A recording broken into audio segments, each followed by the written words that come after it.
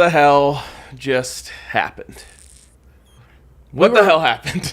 We were ready to blow up, guys. The bar was ready to blow up. Broncos country was ready to blow up. And then we were just punched in the gut, and the heart was ripped out. What a disappointment of an entire game when you look at it in big picture, and what an awful game in moments, and what an awful way to end.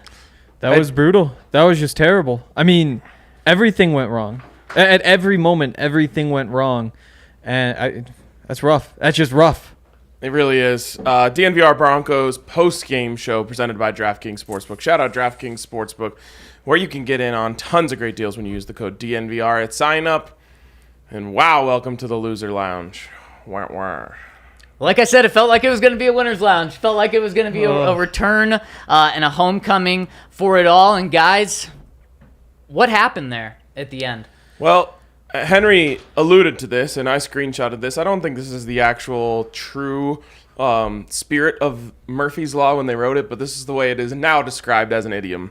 Murphy's Law is an adage or epigram that is typically stated as anything that can go wrong will go wrong. In some formulations, it is extended to anything that can go wrong will go wrong, and at the worst possible time. And I can't think of a more apt description of what we just saw. And it's funny because we've talked about week ones before. And we always say in week one, you just never know. You never know in week one. It's maybe the most unpredictable, weirdest week in all of football, whether it's NFL or college. And wonky things happen in week one. And fumbling the ball 2 times on the goal line is exactly what we're talking about. I think Henry, Jake Schwanitz shared the stat with us, which was it's the first time since the year 2000, so 22 years. At least 2000, I believe. That a team has fumbled the ball twice on the 1-yard line. So I want to start here with the blame game. Yep. Time to toss some blame around. And I'm very confident in what I'm blaming on this loss on. But I'll start with you, Zach.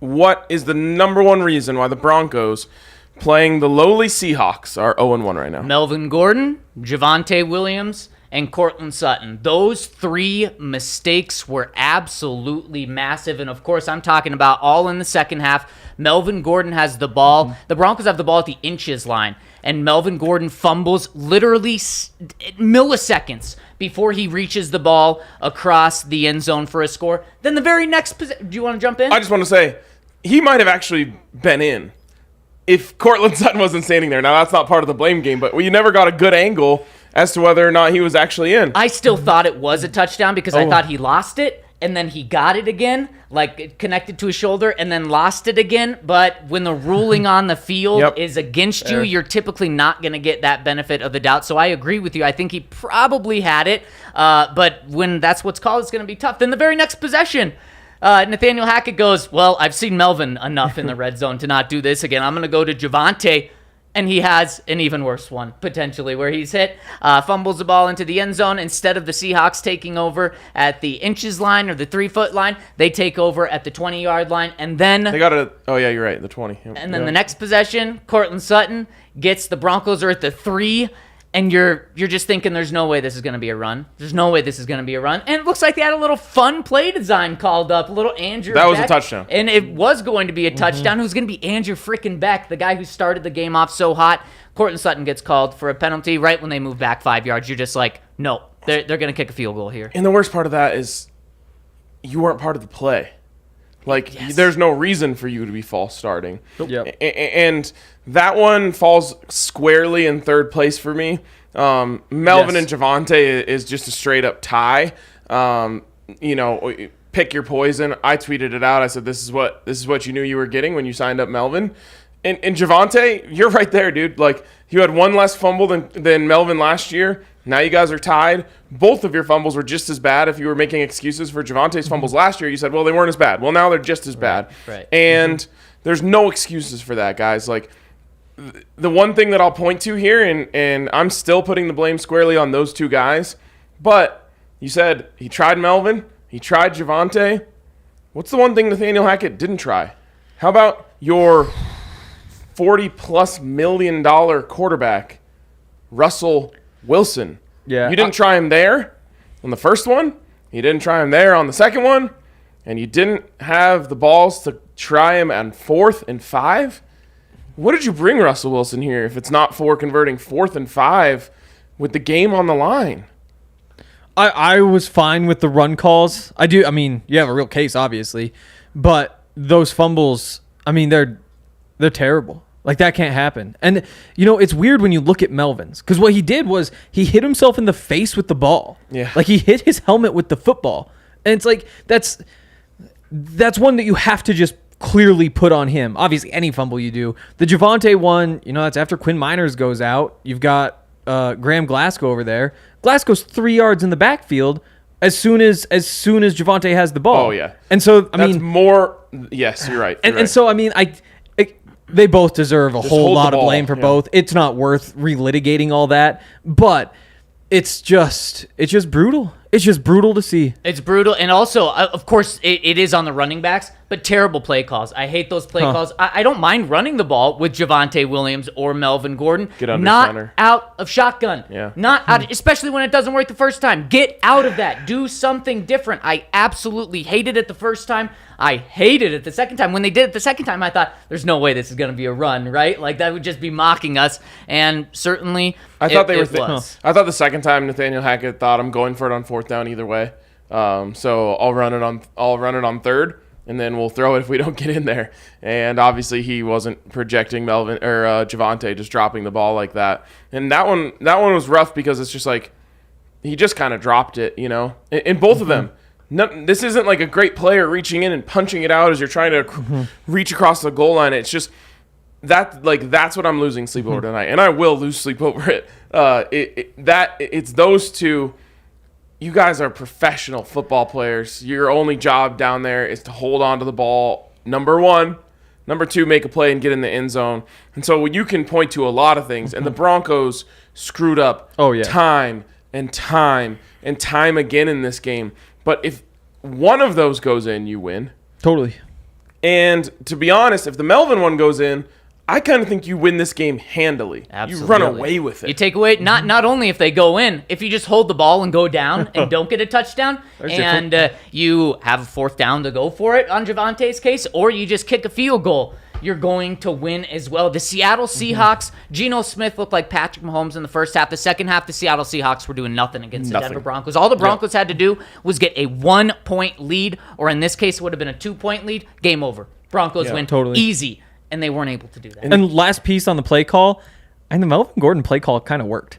Like, he should have had the touchdown right there. Put both hands on the ball and just run and lean. Like, I get not liking the call when you have Russ, but at the same time, it did what it was intended to do. You got a running back inches away, and he just didn't hold on to the football. I mean, you got him into the end zone. He just wasn't holding on to the ball when he got into the end zone. I do think the second thing that I'll be laying in bed thinking about tonight, though, is the fact that you just didn't give Russ a chance to win the game for you. At no point did you give Russ a chance to win the game for you. Now, of course, there's a couple spots in there, like the throw to Saubert, which was like the most vintage Russ throw ever. Rolling the other way, flips the hips, flicks the wrist, puts it in the perfect spot.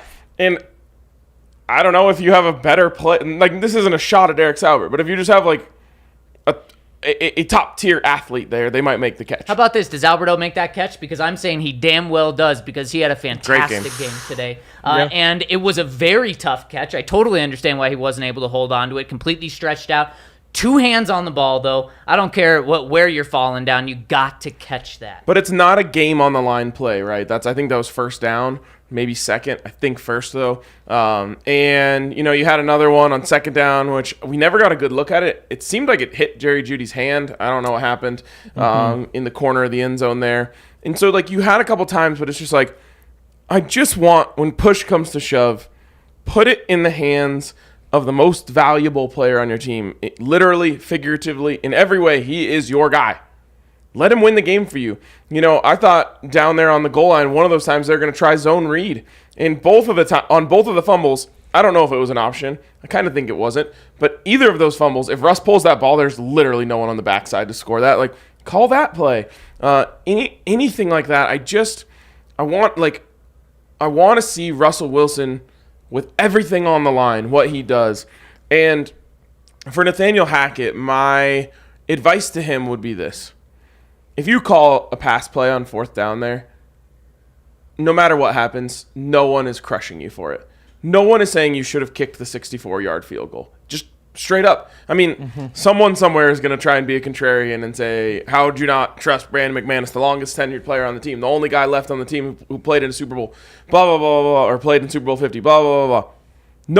No one in their right mind is blaming you if you put the ball in Russell Wilson's hand there and say, Russ, go win us this game. You need legitimately 5 yards for the first down, obviously, and that's literally all you need to just be in comfortable field goal range for Brandon McManus. Like, you go from 64 to 59, and everyone expects him to make that. And I don't think I agree with the decision, but at the same time, you can't be worried about what people think of the call. No, I'm just saying, put the ball in Russell Wilson. If your choice comes down to Russell Wilson or Brandon McManus, and it's not Brandon McManus doing his job. It's Brandon McManus going outside of his job, right? It would have been one of the 5 longest field goals in NFL history. Yeah. So it's not like Russell Wilson getting 5 yards seems a hell of a lot easier than Brandon McManus kicking a 64-yard field goal. So let's set the scene, because the Broncos had 3rd and 14 from their own 45. They had 1:13 left. Russell Wilson gets a completion to Javonte Williams, picks up 9. So you have about 1:05 left. The clock is ticking, but you're in Seattle territory. You're on their 46-yard line. You're 4th and 5 from their 46. 1:05 left. You have all 3 timeouts, and there's so many questions here with one, play calling, the decision to kick a field goal, and then you have game management and clock management here. And what Nathaniel Hackett and the Broncos did, they let the clock go all the way down and called a timeout. But if you're kicking the field goal, that's the right move. No, it's not. It's not the right move. What the right move is, in my opinion, you call a timeout right away. You bring the field goal unit out. Well, then you're going to have... No, what you do is you send Brandon McManus out for a quick field goal. And if he hits it... I know what you're saying. Yeah. And... You give yourself no time left. Yeah. But There's that, yes. by wasting, you have all 3 timeouts. Give your kicker a shot, and then at least you're going to give Russell Wilson another shot. Jake made a great point. Jake Schwanich, Buffs guy. When we were sitting there, we said the same thing. You call that timeout right away. You save as much time as you can. But he said, if you do go out there and take a look at the defense, you know what you're working with if you do decide to go for it. Like, you get to go look at the defense. Now, is that worth 30 seconds in that situation? Potentially, honestly. I mean, that's a big 4th down. You need those 5 yards if that's what you're going to do. And so I don't Wait, what do you mean? mind that part. So they sent in a play, Yep. and I assume what Nathaniel Hackett is saying in the headset is, hey, we're looking for cover 3 here. Yep. And if they come out in cover 3, run the play. If they don't, run it all the way down, we're going to kick the field goal. Don't like it. But you at least Fair. got to look there. And hey, if you're Nathaniel Hackett, maybe you come back. Maybe you see that and you say, okay, they came out in cover 2 or they came out in man, whatever it may be. Let's call a timeout here. And so maybe at this point, there's 40 seconds left. Let's call a timeout here and discuss. And at that point, though, there's still not enough time to get the ball back after you use the timeout. It was kind of a catch-22 situation. My big thing is, if Russell Wilson knows this is it, this is your last, does he check that ball down? If he knows, hey, if we don't get 14 here, we're kicking the field goal. Oof. What's crazy is, if Javonte Williams goes down on first contact, then it's 4th and 8, and you're definitely going for it. The other thing, that Ed Werder tweet's going around, ESPN had him with a 30% chance of winning if they kick the field goal, 29% if they go for it there. That doesn't factor in that they could have had another 30 seconds to play with if they had decided to go for it.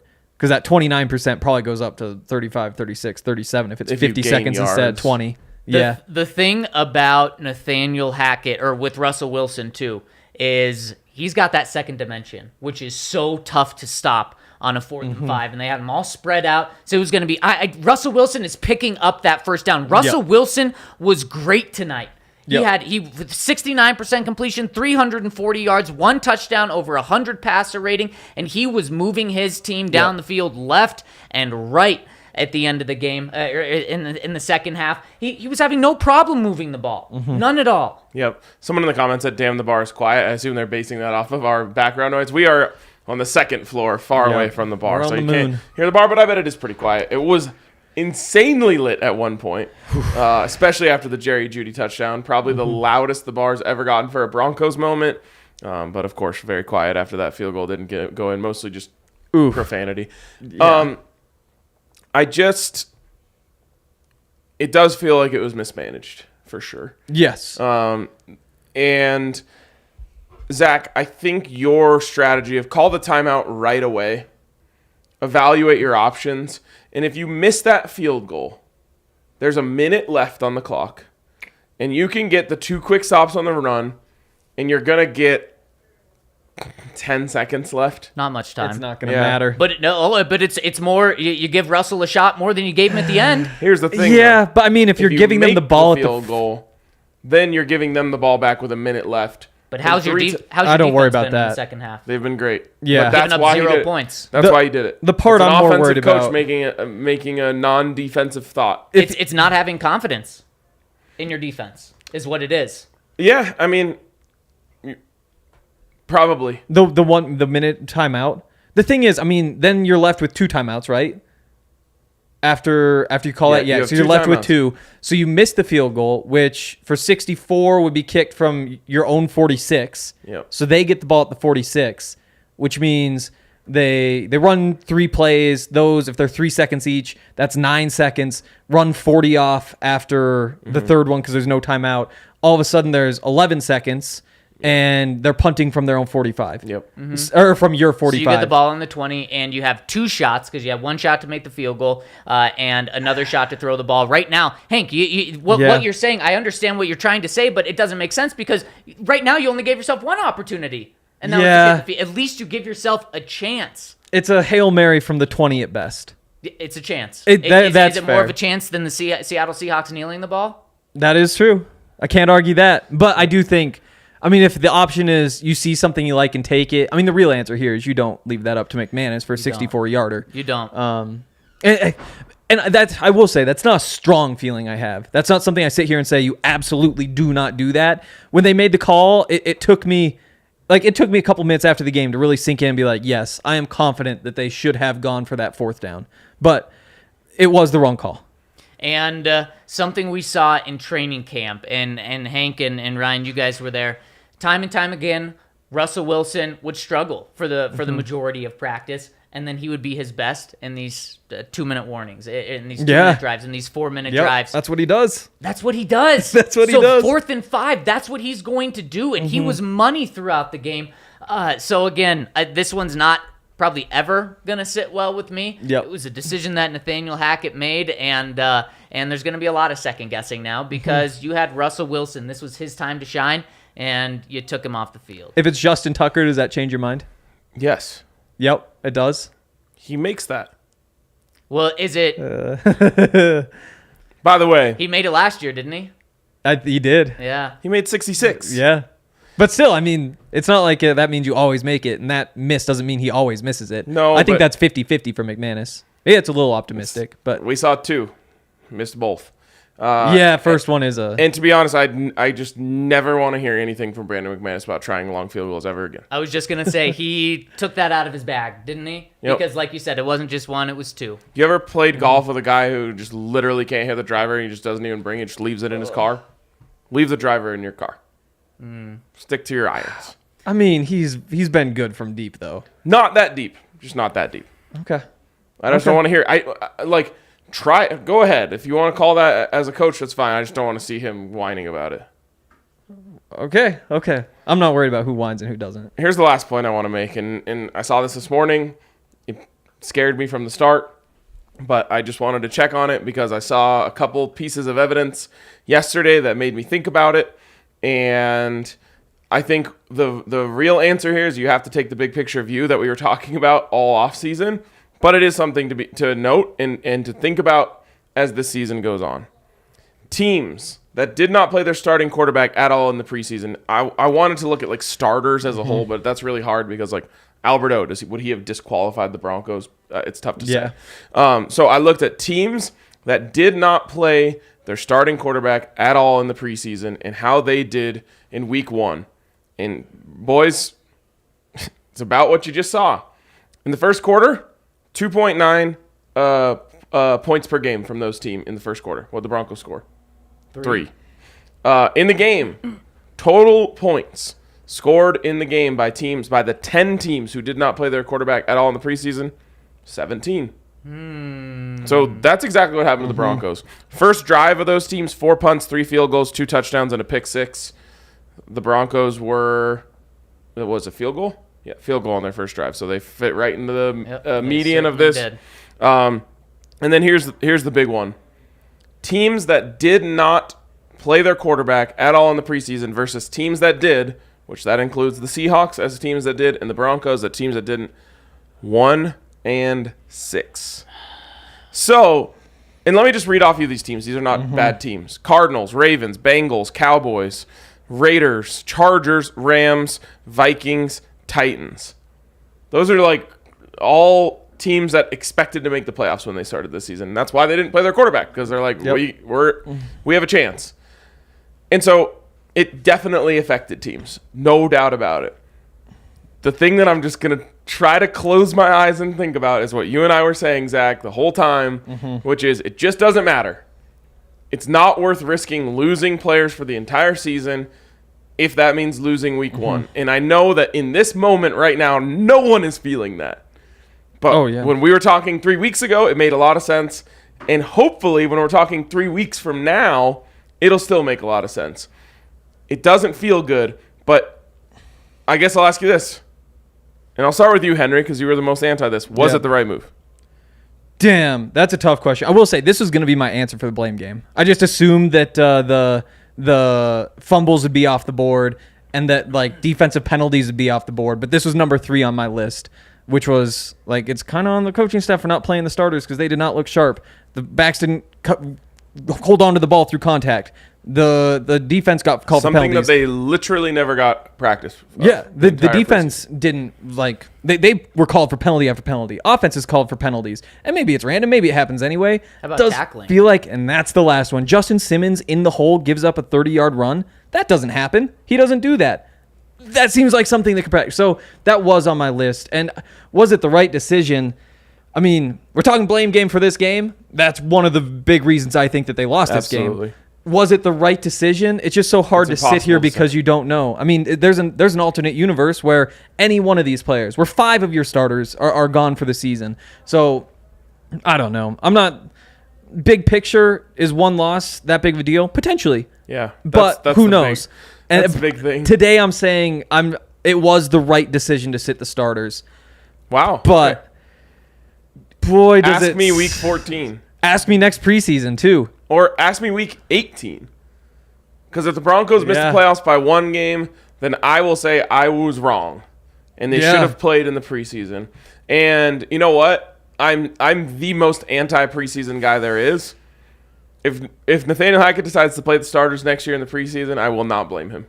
No, and I think he might learn from this, and maybe it's a little too much of an correction, and Possibly. We'll find out. And speaking of overreactions, a lot of people saying, whoa, you guys are going crazy. No, we're reacting to what just happened, and what just happened, the Broncos just lost a game in which they were 6.5-point favorites. This was one of their easier games on the schedule. They shouldn't have lost. However, what I will say, all of these things are correctable.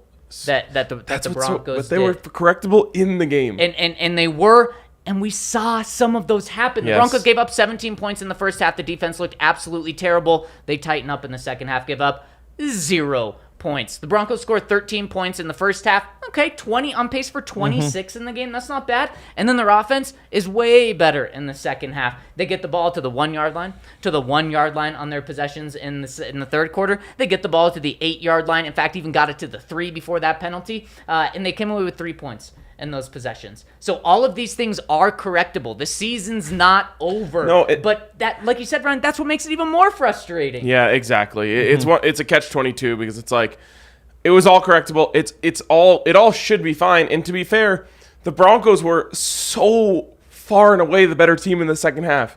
It's not even close. They looked the team that they were supposed to be compared to the Seahawks in the second half, if not for the fumbles. Ali, I have a question. Adam Schefter just tweeted out a clip of Peyton Manning on the Manning cast talking about what he would have done late. Are we allowed to play that? I don't. You can say no. It's not a highlight, so Well, there's game footage in the background. All right, here's what we're going to do. Okay. You mute my mic. I want to listen to what he said, and I'll tell you guys about it in a second. Well, if it's not, you can play it, the audio. Well, Allie, can you pull up the audio? I can pull up the audio. Okay, with let's do that. Let's do that. We'll come back to when it. she's pulling it up, I got to tell you about Breckenridge beer because Breckenridge beer undefeated. Everyone needs so many Breckenridge beers. Yes, right now. absolutely. People are going to need Breck brews throughout the week to calm themselves from what just happened. And they've got a hootenanny that is happening in October. Sounds like something Peyton Manning would like. Oh, it does. Definitely does. I think he actually named it probably. You've got to be there October 8th and 9th at their Littleton location, the farmhouse. It's going to be an absolute blast. You can go to events.seated.com/hootenanny22 in order to get your tickets. Make sure you do that. And also make sure to go to breckbrew.com to get Breckenridge beer. It's delicious and you need it in your life. You desperately need it in your life, and I could go for so many Breckenridge brews right now. And I could also go for some Athletic Greens because I feel unhealthy right now. I have unhealthy thoughts and feelings. Yes. And I feel like I've been put in a time machine and taken back to before all of this happened. Like this game would have happened last year. Yep. 100%. And we'd be sitting here talking about all the same shit. Destroying Vic Fangio. There would not be a quarterback with 340 yards. I will say that. Is a fact. There is that And one piece. We're going to get to that later. The Broncos would have had Geno Smith on their team if this was last year. Yeah. So anyways, Athletic Greens, when you wake up tomorrow, you're probably going to feel bad. Still, get some Athletic Greens. Get your gut health right. Take care of some of that fried food you had tonight, the beers, whatever. It's such a great product. It really does. Like, you wake up, you drink some Athletic Greens, you're going to feel like that brain fog goes away, like you're starting your day with a dub, and you're doing the right thing. So get some Athletic Greens and go to athleticgreens.com/Broncos to take ownership over your health and pick up the ultimate daily nutritional insurance. And Tell us about us, Hank. also us.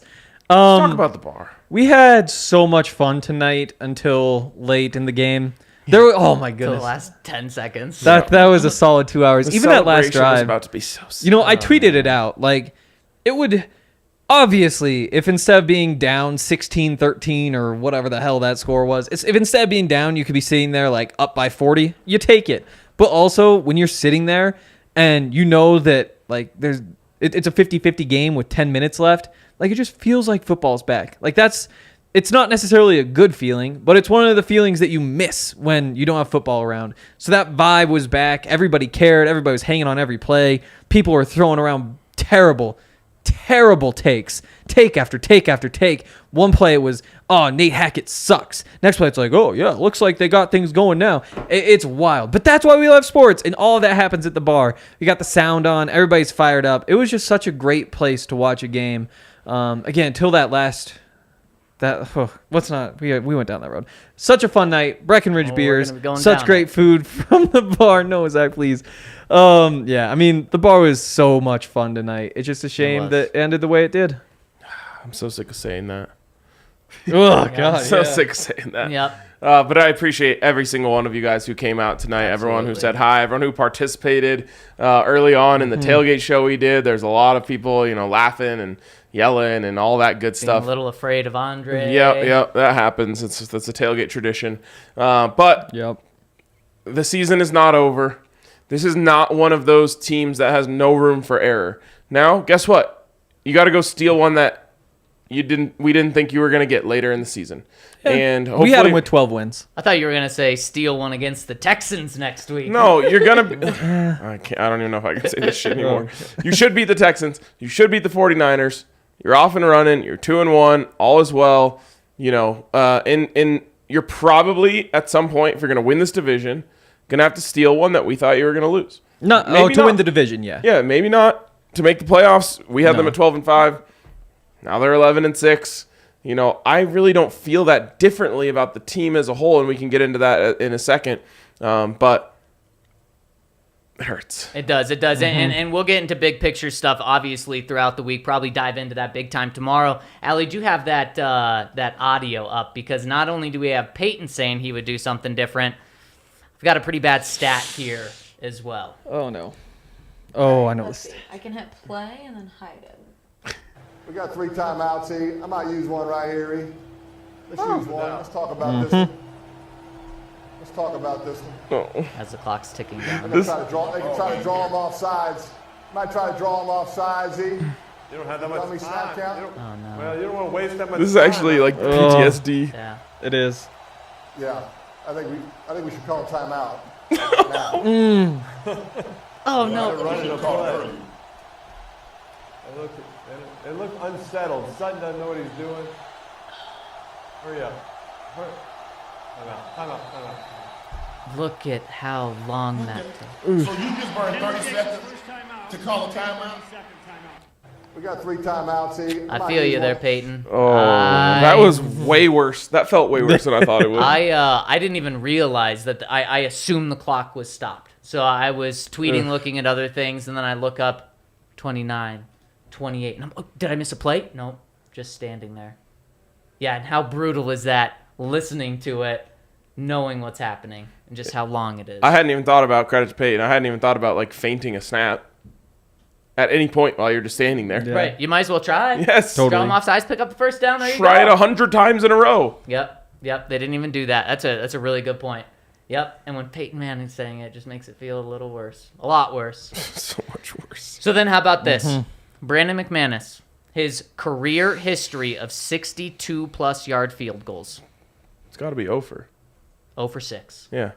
0 for 6, including 2 62-yarders, a 63-yarder, and 2 64-yarders.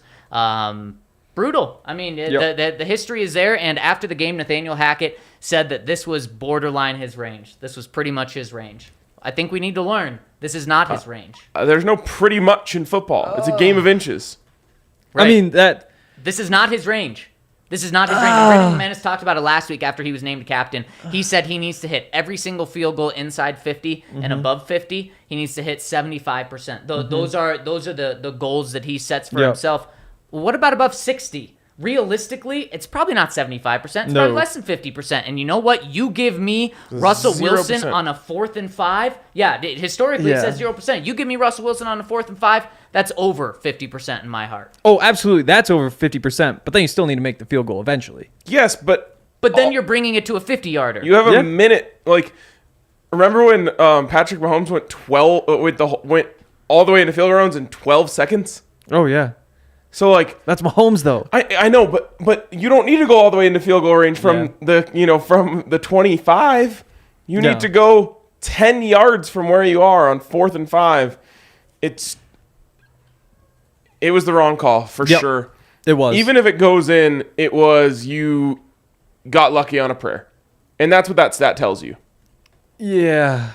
I mean, that was real close. But I want to know, because every game, I don't want to hear pretty much. Every single game, the special teams coordinator comes to the coach after warm-ups and says, here's what he hit from. So did he hit from 64 or not? I mean, I bet he did. Because if he hit from 63 and not from 64, I do not want to hear about it. And I'm reading this off D-Mac's timeline, Darren McKee's timeline, or Twitter. And here's what he said after listening to the Hackett press conference after the game. Hackett said Javonte Williams got to the spot they felt they needed to be for BMAC. The end. They had a plan based on loads of practice and work. It wasn't an impulse decision. It wasn't about a lack of trust in Russ. It was about a plan based on your talent, and it didn't work. So hearing that, does that make you feel better or worse? That this decision was an impulse. It came after tons of information. Better, but I want to hear it definitively. Not the edge of his range or almost in range or pretty much in range. That's where you lose me. Definitively, that is his range. We say 64 and in, we're kicking. Fine. I can live with that. So what if Javonte does get 1 yard shorter and it's 65 and they said before the game his range was 64? Then you absolutely positively go for it.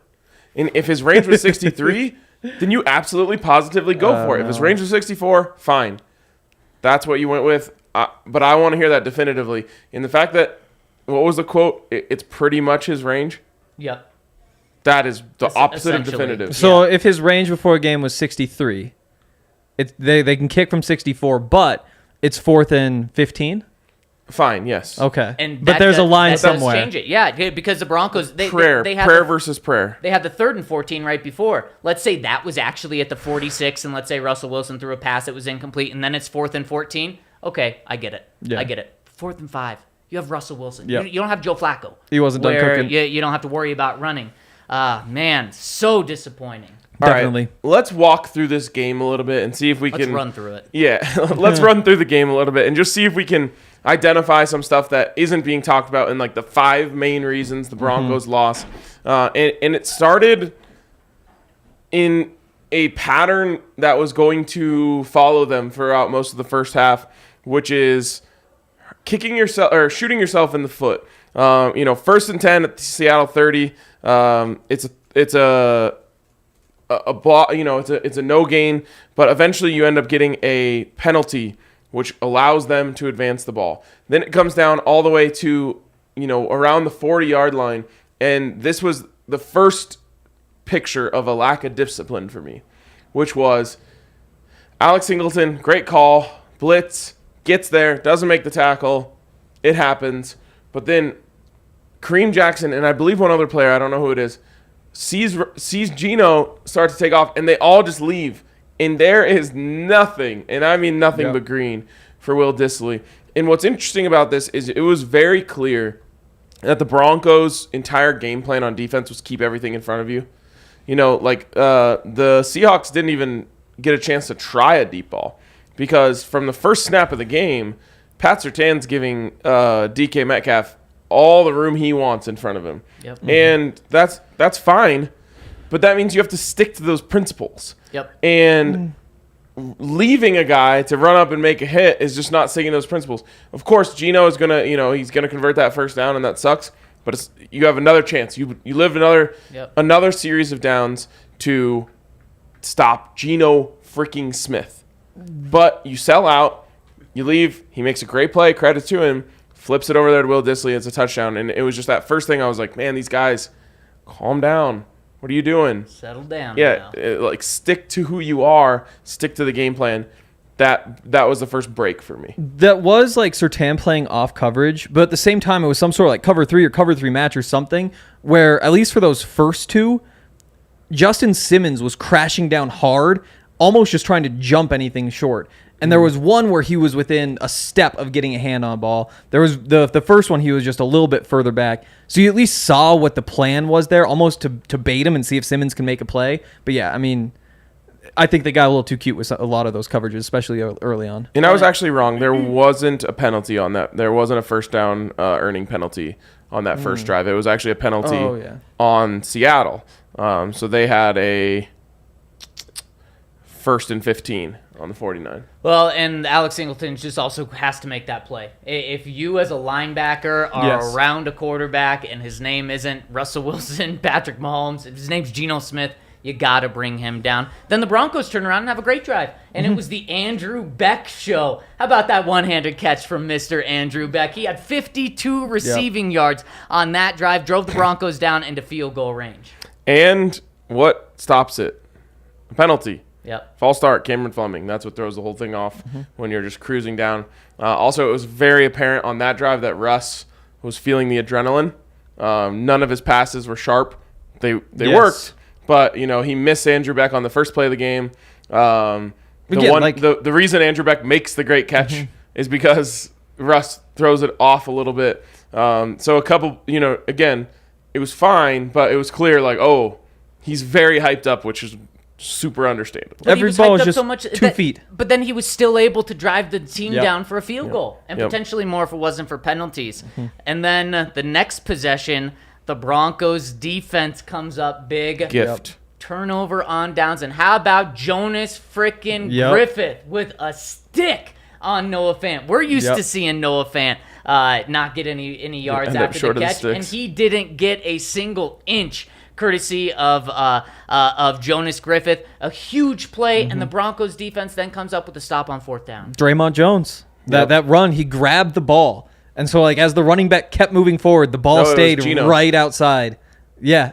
Gino kept moving forward, had the ball in his hands, just held it short of the line. Gino couldn't do anything. That was a great play. You extend the ball, he's just going to take it away from you. It's just right there. Yeah. And the Broncos, man, I felt like this is your chance. Yep. This is your gift. Mm-hmm. Go down, score, take a 10-7 lead, and the game is yours. Such was not the case. Yeah. You get a false start. Guess what? Garrett Bowles. And that, again, from the very beginning, at the end of that drive, just throws you off. Yep, it absolutely does. And you were moving. Javonte Williams started off with a 13-yard run. You felt good about it. Got you from deep in your own territory. Those are the toughest places to get those runs. That easily could have been a 3 and out, gain 5 yards, punt with a little more space. Yep. First and 10 at the 47, false start. And that ends up stalling that drive there. Second down is a loss for 2. So you're 2nd and 17, third and 12, 4th and 12, you punt. And that was, to me, that was the story of the first half. I was like, I tweeted out, said if they could just settle in and stop hurting themselves, they will win this game. What'd they do? They hurt themselves more. Russ still a little jumpy. Had KJ on that 5 wide, 1st and 15. He was coming back across the middle, nobody around. 5 yards, easy, probably more like 7, 8. Could change some things, but he just ran out of the back of the pocket and a little too fast, just stepping up. 2 years, though, can't be too concerned. And then penalties again came back to hurt the Broncos on the Seahawks next drive where they drove down for a field goal. Jonathan Cooper had a great tackle and then taunting. And yes, it was taunting. He stood over him for way too long. They're going to call that every single day of the week. Totally. Doesn't matter. But it's a half second. It's like, it is way too long. Half second. That's what doesn't matter. If you time it's a penalty. It's bad. Totally. There was a lot of back and forth on Twitter about this. It just doesn't matter. Yeah. Don't do it. You can't do that. Don't put yourself in that situation. Especially, you're Jonathan Cooper. You're getting a couple of plays in here. You just made a great play. Don't do that. That sets up the Seahawks where on the next play, they get a fantastic run by Rashard Penny. And Ronald Darby makes a great play coming up from behind, punches the ball out. The ball's loose, and the Seattle Seahawks just happen to be in the right position. Fall on it. 2 times in this game that happened for them. And then penalties back the Seahawks up to keep them out from scoring touchdowns. So the Broncos get lucky on the penalty route, maybe for one of the only times in this game. DJ Jones was everywhere. Up to that point, he drew one of those holds. Yeah. So they get the field goal. Then, play of the game. Russell Wilson, Jerry Jeudy, fade route. Slot fade, I believe. And it was open, wide open. Russ almost short-armed it. Jerry, good job. Contested catch. He did short-arm it. Yeah. Well, I mean, he almost short-armed it to the point where it wasn't a completion. Jerry does a great job, keeps his concentration, catches the pass, and then what we talk about with Jerry Jeudy all the time, get the ball to this man in space, and he's going to make people miss, makes him miss, dances all the way down the sideline, touchdown, and it felt like, there you go. They're back. Everything's fine. Yep. You're good. It's on. By the way, that pass, 67 yards, it was longer than any pass last season. Also, I believe first target for a receiver in that game. Yep, it was. It was Jerry's first catch, and Jerry did 3 great things on that. The concentration, what do we talk about Jerry Jeudy? Yeah. Concentration sometimes isn't there, which it was later in the game, wasn't there later in the game, but he catches it, concentration, breaks a tackle, and then how about that turn-on burner speed? We saw it his rookie season in the final game where he took that ball 95 yards for a touchdown from Drew Lock. He did that again here, burning down the sideline. It felt like the Broncos were about to run away with it. And then guess what? Penalties. 2nd and 7. Broncos stuff up a run, defensive holding. And then they couldn't cover Colby Parkinson. Yeah, that was Jonas Griffith. Yep. I'm not sure. He played it like he thought it was zone coverage. Everybody else on that side of the field took a man.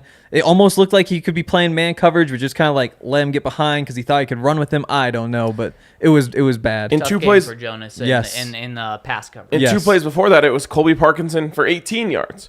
So and then 2 plays later, Colby Parkinson for 20 yards, touchdown, and it just, man, you felt like you had it taken right away from you. Then great job to drive down and get a field goal. A very apt drive from Russ. It was pretty much everything we saw in the in training camp. In those 2-minute situations, they're able to drive down and get a field goal, not a touchdown. You take it. You're getting the ball. You feel great about it. and you get that ball and you drive it all the way down, and it should be your opportunity to take a 20-17 lead. And again, feel First like lead of the game. you're right in the driver's seat. That's the Melvin Gordon fumble. We talked about that one. Then amazing play by Randy Gregory right after DK Metcalf is flexing like crazy on Pat Surtain on the very next play. Poetic justice. Yeah. Randy Gregory says, flex on this. Rips the ball right out of his hands. Yeah. Epic play. Thought it maybe could have been a scoop and score. But, Justin advances it down. Randy Gregory, DK Metcalf is huge. We've told you guys how big Randy Gregory is. This showed how big and strong he is.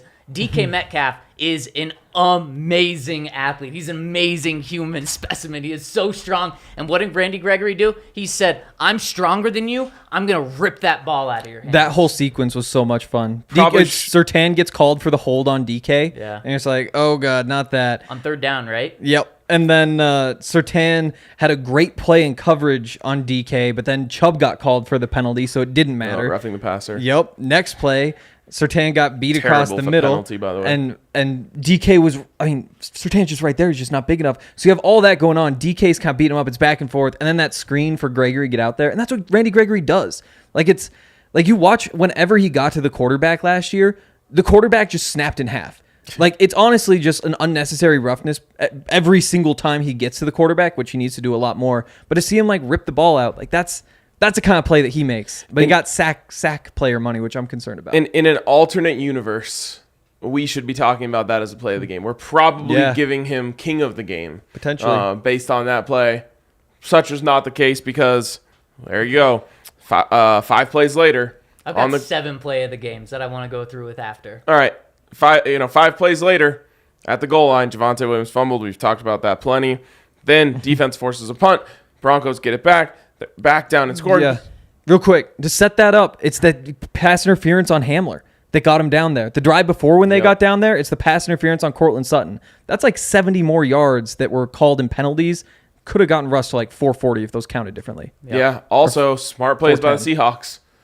Interfere because Broncos can't finish the ball in the red zone. You think other teams are going to take from that? Absolutely. 100%. And even just the Alberto catch, where he's right at the sticks. Or it's he almost got in. If he gets in there, all of a sudden that's a touchdown instead of a fumble. Yep. And Broncos do a good job, again, of stopping them there. That's the Bradley Chubb strip sack that, again, just bounces perfectly to a Seahawk. Not only to a Seahawk, to the Seahawk that gave up the sack. Yep. I mean, what good luck from the Seahawks. Bradley Chubb got to be one of few players in NFL history to have a forced fumble, a sack, and a tackle on the same play. Yep. All right. So I guess 2 tackles. Does he get credit for 2 tackles on that play? 2 tackle play. Yeah. Wild. Insane. So Broncos get it back. They go down. And they go down to the 3-yard line. To the 3-yard line, and that is a amazing play call by Nathaniel Hackett. Andrew Beck's going to walk into the end zone, and that's the false start, and it's just unbelievable. And that play, that run, that would have interrupted what was a stretch of 8 consecutive passes on that drive. They just let Russ take them all the way down the field. They let him cook, and it worked, huh? It did. Wow, 42 passes in that game. 42. Wow. And then that drive took so much time off the clock. So then you're sitting there. Seattle's 6 got the minutes. ball with 6:13 left. And you're thinking, defense, you've come up big. You got to do it one more time. And boy, do they do it. 3 plays, -6 yards. Bradley Chubb again. Money-making game for Bradley Chubb. Those, you look around the league, a lot of guys had multi-sack games this week. It's kind of an interesting just thing that I observed. It felt like they were coming in bunches for everyone. Von Miller. Von Miller did it. Khalil Mack did it. I think TJ Watt might have done it before he was injured. A lot of guys, they were coming in bunches. But those guys were doing that in winning efforts. For Bradley Chubb to get 2 sacks when the game is on the line, you need stops. He made $2 million tonight. Congratulations. He absolutely did, and that was the first time the Broncos forced a 3 and out. Was it the first punt? It was No, second punt of the game. Second punt of the game, but their first time they forced a 3 and out. Couldn't have come in a better time. Broncos get the ball with 4 minutes left. Plenty of time. In fact, in the back of your head, you're thinking, you don't leave too much time. Yeah, but even then I was thinking, just Like I Run the told Henry, ball. I'm like, give me a broken coverage touchdown, and Yeah. I'll just trust the defense. Absolutely. So the Broncos are down 4-0-2, ball on their own 22-yard line, down 1 point. And again, Russell Wilson thrived in these situations going back to training camp. 42 This is when he was money. 42 game-winning drives, I believe, in his career. Yeah. And Most touchdown passes in the fourth quarter since he entered the NFL in 2012. You even think back to that drive before where it sold out for a field goal. He hit Saubert and Tomlinson in the hands in the end zone. But either one of those could have been touchdowns. Like he's just playing. the He's playing Tomlinson one. incredibly at this point. I forgot about the Tomlinson one until right now. Just a toe. That's what I said. It's a game of inches, right? Yep. That's like a game of centimeters. I don't know. If his foot is one size bigger, his toe might clip the ground on the way down. For a normal person, that toenail, that's a game of centimeters. Eric Tomlinson, those are some big toes. that toe was an inch. All right, so let's go through this drive play by play. First down, Melvin Gordon up the middle for 5 yards. Second down, Russell Wilson, incomplete short right to Jerry Jeudy. That's just a drop from Jerry. I thought maybe the pass. I'm not even going to say it. Thank you. Jerry's got to make that play. Third down, Albert the anti-Noah Fant play. Stopped short, dives, and gets it. Pete Carroll. Super timeout. Right out of Vic Fangio's playbook. He knows they have no chance of overturning this, but he's like, let's give our guys some time to recoup, think it out. Let's reset the defense. There's absolutely no chance that ever got overturned. In fact, the spot was short of where it should have been. Alberto got it by, 6 inches. Potential play of the game. That was absolutely huge from Alberto, a guy that's been questioned for so many reasons in the past, coming up huge time and time again in this game. Yep. And how about that? He gets stopped 2 yards short, looks over to the sideline to see where the marker is. Opposite sideline. Yes, Interestingly. yes. And then he does everything he can to fight for that. A monster play from Alberto. That's what you're supposed to do when you're 6'5", 250. Exactly, but he did it, and we've seen some other guys that don't do I know. that. And then Great we job. also saw on one of those runs on that drive, I believe, Dalton Reisner is just Javonte Williams is fighting for extra yards, 2 yards after getting a 2-yard gain. Dalton Reisner is just standing there watching it happen. And who's in there pushing him? Alberto's in there pushing him. Yep. The Broncos missed Quinn Meinertz on that play, and that's when I thought, damn, if that's Quinn Meinertz in there, obviously Dalton would have also been in there as well. Yep. Quinn's pushing the hell out of Javonte. And the screen that got blown up, which I'm sure we'll get to, and that's because Graham Glasgow just wasn't quite quick enough to get a hand on the guy. 4-yard loss instead of getting downfield. Quinn Meinertz gets there. For sure. Next play, Russell Wilson short right to Albert Okwuegbunam for 6 yards. Next play, Melvin Gordon right guard for 2 yards. That leaves you 3rd and 2 at the 40. Short right to Javonte Williams. Great read. Just boom, saw it, flipped it over there. Easy 9 yards for Javonte. And at that point, I'm like, they're winning. Yeah. For sure winning. And next play is what you talked about, Henry.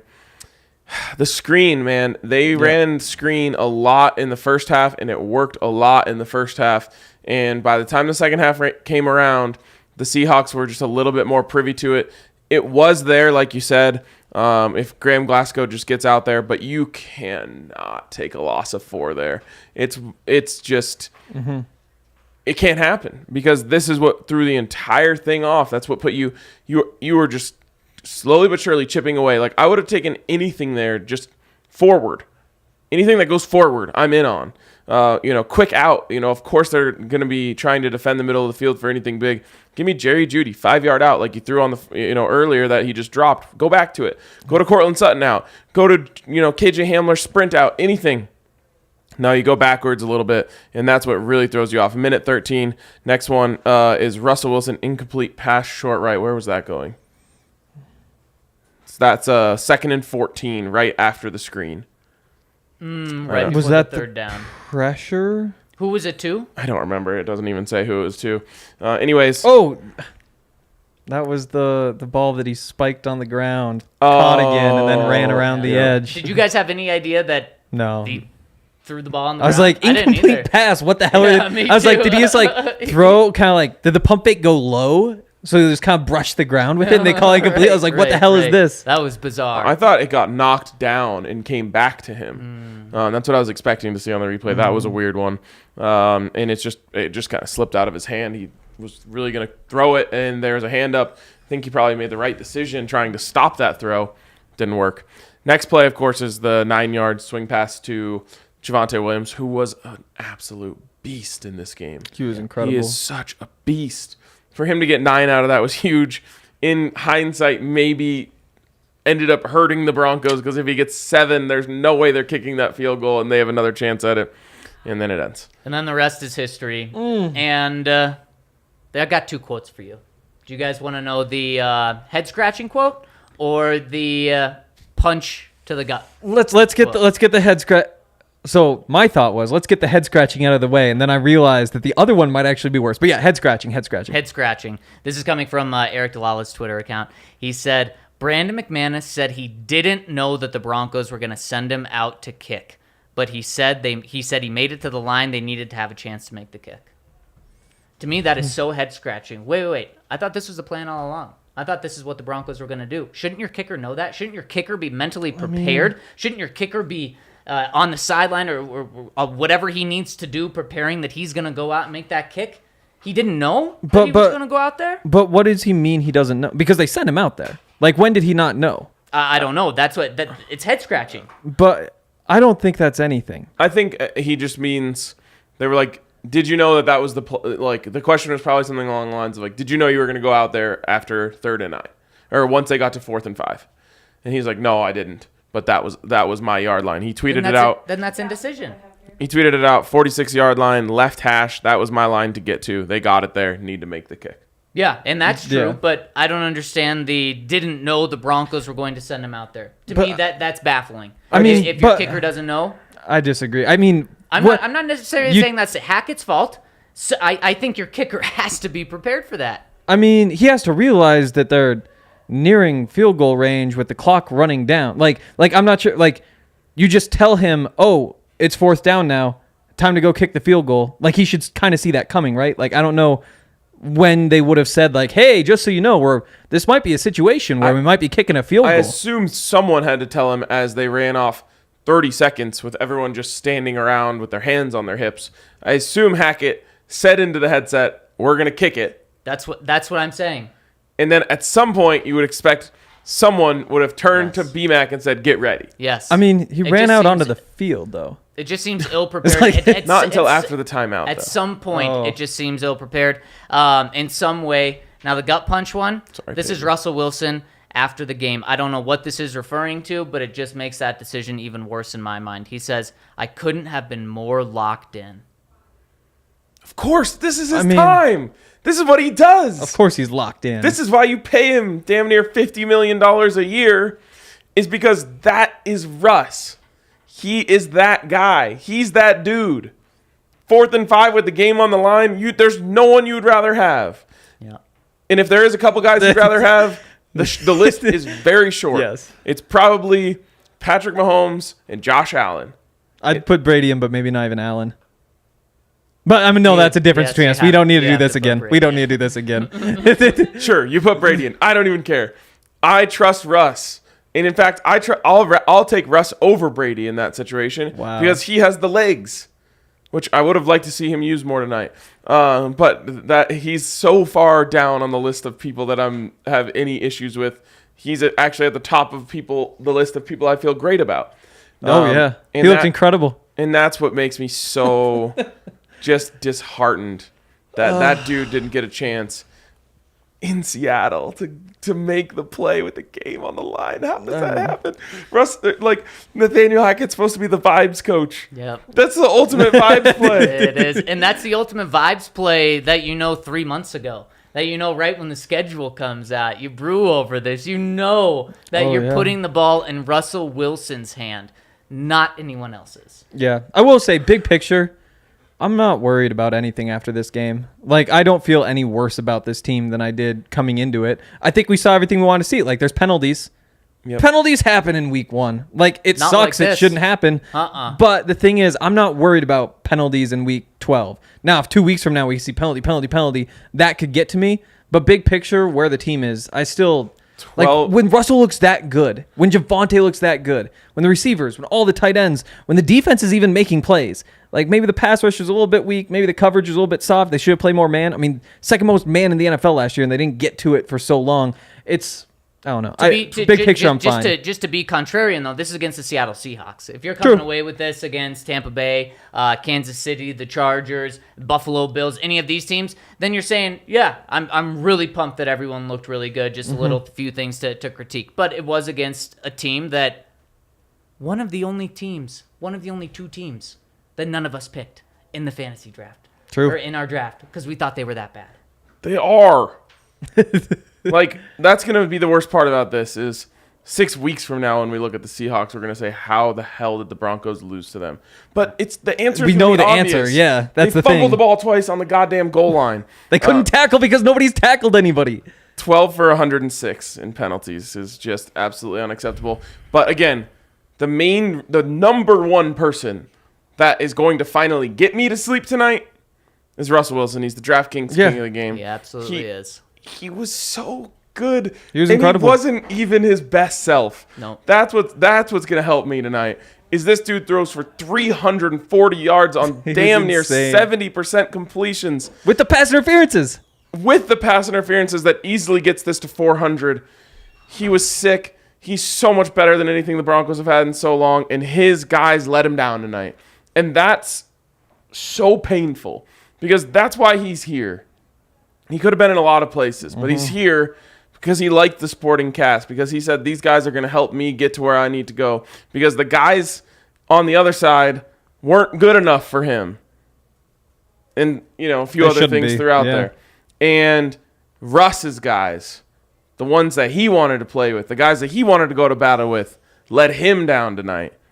And that sucks. It's a damn shame. It does suck, but what doesn't suck is our friends over at DraftKings Sportsbook. They're giving you a chance to get $200 in your account to start you off. All you have to do is place a $5 bet on any NFL game, win or lose. So you wouldn't be sweating that last second field goal by Brandon McManus, because you would have already cashed in on $200 over at DraftKings Sportsbook. And if you want more, what DraftKings is doing, if you place a moneyline bet on any NFL team and they get up 10 points at any point in the game, you cash right away. It doesn't matter if they blow that lead and lose the game. You win your bet. So DraftKings has so many good things going on for new customers, for people that have already been in the game for a long time. They are handing you money. So head to the App Store now, download the top-rated DraftKings Sportsbook app now, and use promo code DNVR to get started and get $200 in your account when you bet $5 instantly on any football game. That's code DNVR at DraftKings Sportsbook, an official sports betting partner of the NFL. Minimum age and eligibility restrictions apply. See show notes for details. How'd you guys do on DraftKings tonight? Terrible. I mean, yeah. What kind of question is that? I ended up. I had the Broncos. I ended up plus $2.50. Oh, shut up! What did I tell you my guys God. on the tailgate? I hope if in terms of a betting perspective, if the Seahawks get up 7-0, I'm smashing it. I live by it. I'm not giving out bad advice. I had Russell Wilson longest completion over 37, that hit. Jerry Jeudy longest reception 22.5, that hit, and under 44, that hit. My misses were Javonte over 58.5. How did he not get there? He averaged 6.1 yards per carry. You want to know how? Melvin Gordon got 12 carries, 58 yards. Javonte got 7 carries for 43 yards. That's wrong. That's bad. They did a bad job.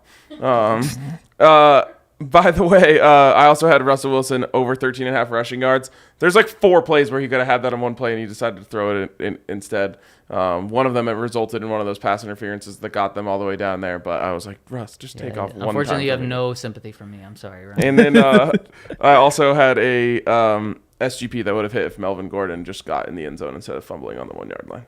It's tough.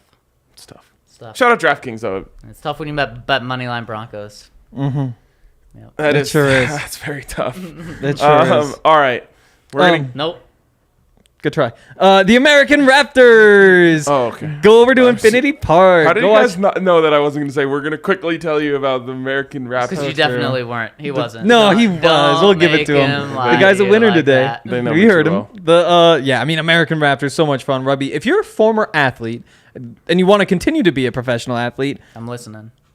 This is just for you, Zach. Yep. How many Zachs does it take to tackle an American Raptor? Maybe we can figure it out in the offseason. Oh, I was thinking a half. Yeah. But yeah, if you guys want to play rugby and you're actually super talented, you're a former pro, you play college sports, whatever, check them out. Get in contact because they're looking for people like you, and they've been very successful. So the idea is that they take athletes, like I said, who played other sports, teach them how to play rugby with the goal of getting them on the U.S. national team, which trains at the same facility. That's Infinity Park in Glendale. Also, if you want to watch, you can get free tickets. All you got to do is go to AmericanRaptors.com, listen to the DNVR Rugby Podcast, read the content, and get some tickets for free. Now, Ryan, what are we doing? Actually, here's one more fun fact from Russell Wilson. Last time There's nothing that could be a fun fact. a Broncos quarterback... Oh, this actually isn't fun now I think Could of be it. no fun facts. Last time a Broncos quarterback threw for 340 yards. Drew Lock against the Texans. I don't think he Oh, got I there. think he went for like 330 in that Yeah, game. he did not get it. But you know who did? It was actually 339. Now that I think of it, I did double check that one because it's sack subtract. Peyton Manning. Case Keenum playing Against the Jets. Seahawks. Oh, okay. Good. How A about lot that? of guesses stop from guessing. over there. A lot of I'll guesses just from over shut the there. fuck up. 377 from Case Keenum. That was October 7th, 2018. How? I know, 16 He was points. slinging, and they lost.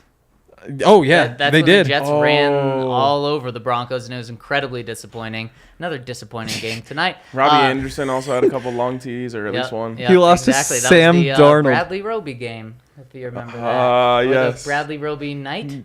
The Bradley Roby night that turned into the Bradley Roby day. Yep, the following day. Got to give a shout out to Tori in the comment section saying, won't go to bed until hear from the DNVR crew. And shout out to everyone that's tuning in with us live right now and listening to podcasts. Want to give a thumbs up. If you'd give us a thumbs up on YouTube, that would really help us out. We got so many of you guys watching. Let's boost those numbers up. All right. We got questions. We got super chats. Wow. We got a we lot got of a people lot. with a lot of things to say, and every one of them deserves to say it. So let's do it. Let's hit it. Let's All hit right. these super chats. I see 22 of them. Oh boy. First one from Jacob says, I'm going to take the positives. Offensive played well the entire game. Defensive played well in the second half. We need to fix red zone ASAP. It's also Seattle's Super Bowl. We'll be okay. And RK won the Eric Pizza bet. Let's by go, the baby. way. ET in on the first game, the alien, the first play of the game, and damn near every play after that. And I also won a pizza today. You did. Yeah. Won't Awesome. have to You gloat want a on that pizza one. that caused the Broncos to lose. Good job. I want it. Brett Rippon was the backup quarterback. Yes. 3 points on the was. first 2 drives. So who was that one with? That was with my guy in the DMs. Well, I'm kind of outing one of our members, Chad Jacob. Okay, there we go. There we go. And what was the bet? Over under 7 on the first 2 drives? I think it was over under 3. So it was a push? He said, I owe you a pizza. Oh, well, there you go. I think we just might have outed you on actually winning that. I'm not really sure. We'll have to go back. I also want to go back and see if I said anything along the lines of like, as long as Billy Turner's healthy, I'm in on this pizza bet. Oh, well, no, because we knew what his health was like.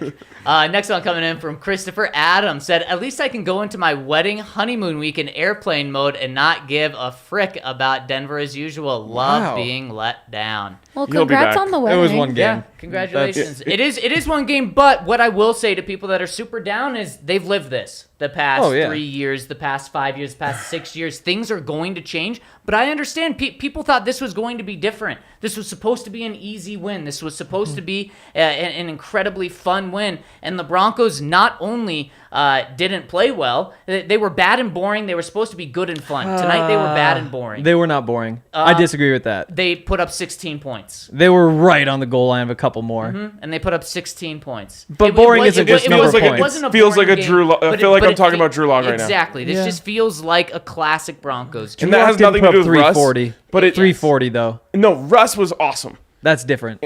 And that's legitimate because it's not his fault the 2 guys fumbled on the goal line. And he really didn't miss. Like, he hit Eric Saubert in the hands. He hit Eric Tomlinson in the hands. I still want to know what happened on the Jerry Jeudy one. But, like, Russ didn't make big mistakes ever. No. Oh, now that I think of it, there was that one. There were 2 that hit a defender's hands. Yeah. There were 2 that hit a defender's hands. There was the double covered Cortland in the that was end weird. zone. Cortland There- gave up on that. Drove me insane. Yes, which may have drawn a PI, maybe not, probably He not. just I don't goes know. for the ball, it might. There was one before that as well. Okay, I remember anyways. that, but yeah. It didn't turn into a... Right. Half of picks are dropped. But anyway. it feels I feel like an insane person talking about. I can't say the offense was good because they scored 16 points, Yes. but that does feel like a conversation we Yes. had after a Drew Lock start. Where we were like, man, it really felt like the offense was moving the ball and doing good things, and it's like, yeah, they scored 16 points. I don't know what to say. Exactly. This next super chat from Jeffrey, We'll go for it. $2. Thanks for the $2 and the view. Yes. Says, suck it. Luke Hemmerite. Luke Hemmerite says, pass rush, how big of a concern is that to you guys? I don't know. It started slow and heated up. Yeah, the pass rush was really like non-existent until it was doing game-changing plays. Yeah, and the thing is, that was the game plan. It was very clear the game plan was give them short underneath stuff that's quick. Like, there were some plays for sure where they brought 4 and didn't get anything, and it allowed Geno to, like, he had that big throw to Tyler Lockett, I believe, over the middle, where it was just like, you got to get there. But there's going to be plays in every single game where you say, hey, we needed more from the pass rush there. I am not concerned about Bradley Chubb. I'm highly encouraged by Bradley Chubb. Yep. I am concerned about Randy Gregory's ability to get to the passer. How about the big 3 guys as well in the middle of the defensive line? Not much push there. DJ Jones, I thought was really good. Draymond had a couple plays early. I thought DJ was getting. DJ in the did backfield a lot. exactly what you signed him to. The problem is there was just when he got into the tackles. backfield, there was just nothing, Yes. nothing filling in behind him. That's where Josie sniffs that out and fills it up. Next one from Ooh, one other thing. 2 power rushers. They don't have anybody quick. Nobody can get to the quarterback quickly. And when you have 2 guys working slowly, collapse the pocket, that's not going to lead to a lot of sacks against somebody who can get the ball out quick, which is a lot of quarterbacks. Maybe Now. just bring in Malik. Never mind. Need Nick Yikes. Benito. Oh, he could play. Didn't You hoped. play, though. He did not. Yeah. Was he inactive? No, he was active. He was active, yeah. Jack Bailey, we're gonna have a long night on Twitter. Yeah, Gonna have a long week on Twitter. I did do some Yeah. numbies today though. Hey, I was doing numbies too. I know you were. Oh, wait. Speaking of numbies. All right, well, bring it up. Oh boy, I don't know what I said. There wasn't something you said. From Steve. They played like a team with an entirely new coaching staff who didn't play during the preseason. Not panicking yet. Fair. Yep, that's where I'm Except for the fact that before that game, teams with new coaches were 6-2-1 this week.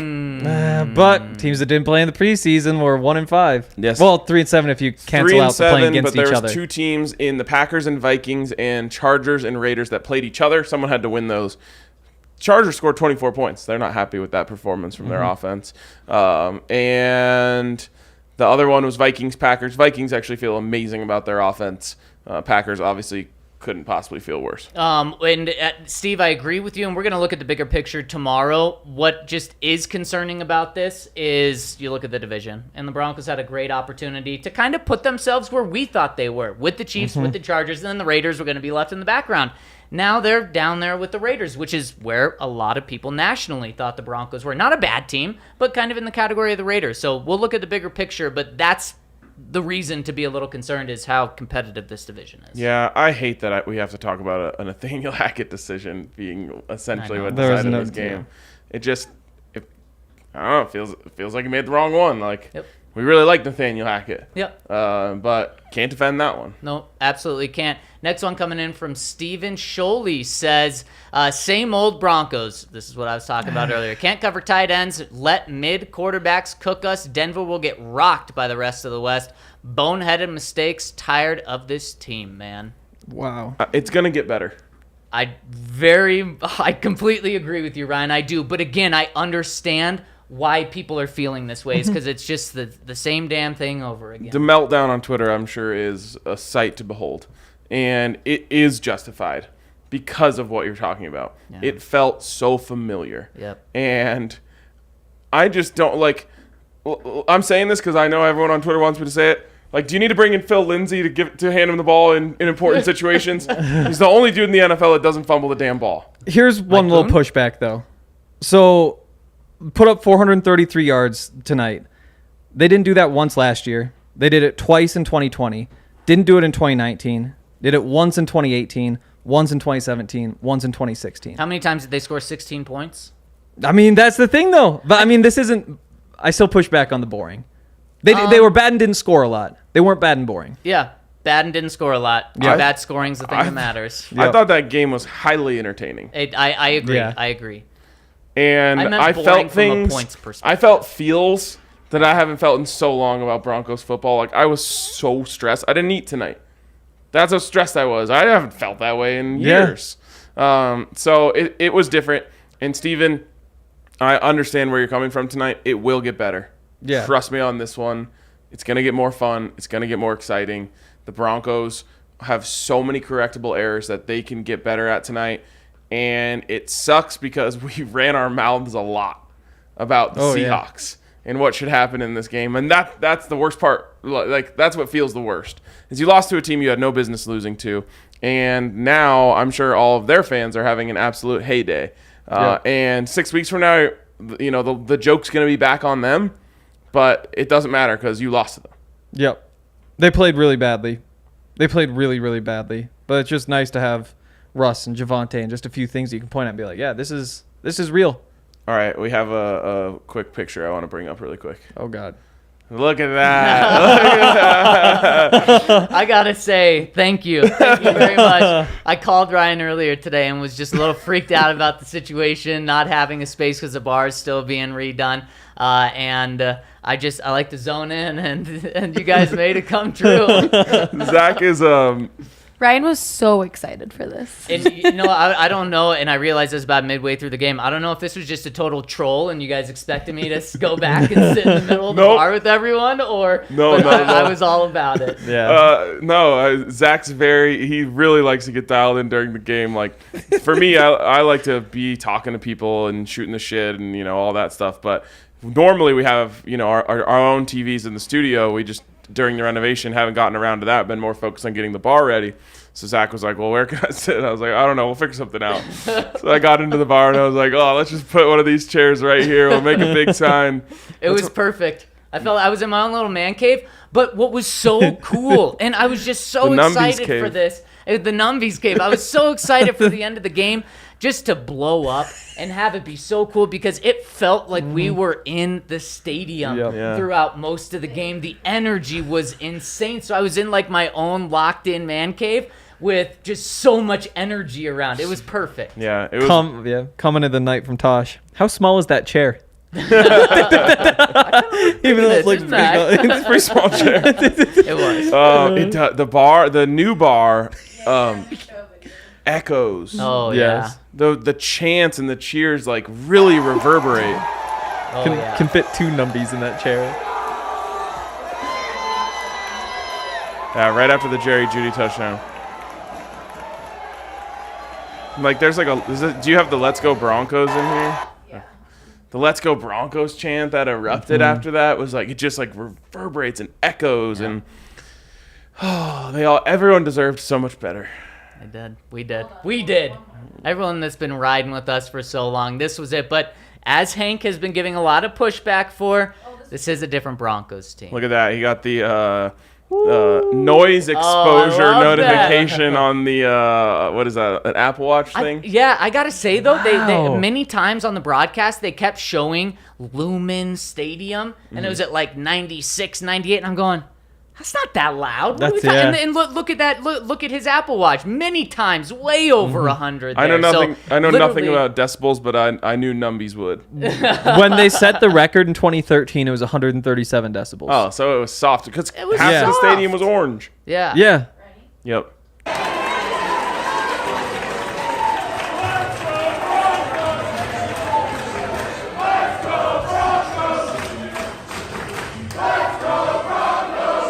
Love it.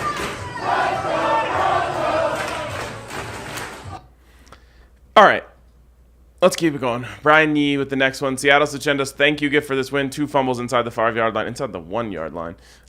And over 10 penalties. We gifted them this game. Yep. Completely agree, Brian. Yep. Bud Lightyear, our defense couldn't tackle a toddler today. That's what it felt like, especially in the first half. They did tackle DK Metcalf. Was today the day? I guess Javonte was good breaking tackles. This isn't a good day for Zach to be trying to tackle Javonte. No, terrible day. Yeah, Javonte hurt Tariq Woolen. Literally sent him out of the game. I'm pretty sure he separated his shoulder. Oof. Yikes. That's what getting in Javonte's way will do to you. And Tariq Woolen, he's so small and wiry. Yeah. How many Broncos would it take to tackle absolutely decleated KJ Hamler 0.1 seconds before that. Why the hell are they motioning KJ Hamler To be a lead blocker on a toss? Also, Like, KJ just dive at the legs. Like he just tried to lower his shoulder to Tariq Woolen. Tariq Woolen's like, okay, I'll do this right back to you, and you'll go flying. How many Broncos defenders to tackle one numbies? That's a good question. 0.5. Wow, generous. 1-to-1 ratio after today's game. You're at least like 1 to Give me 4. DJ Jones with only his upper body. Wow, Alex Singleton got that run one away. arm on the potential sack. That's bringing numbies down. Yeah. Man, if Gino can get away, I'm giving myself a little bit of credit. Speaking of like arms around super quick, how about that Garrett Bowles non-holding call? Yeah. Where he was choking the guy to death. I thought he actually had his hand inside the pad and he didn't like get around it. So he's still on the pad. His elbow is obviously up near the neck area, but he didn't actually like hook him. You buying this?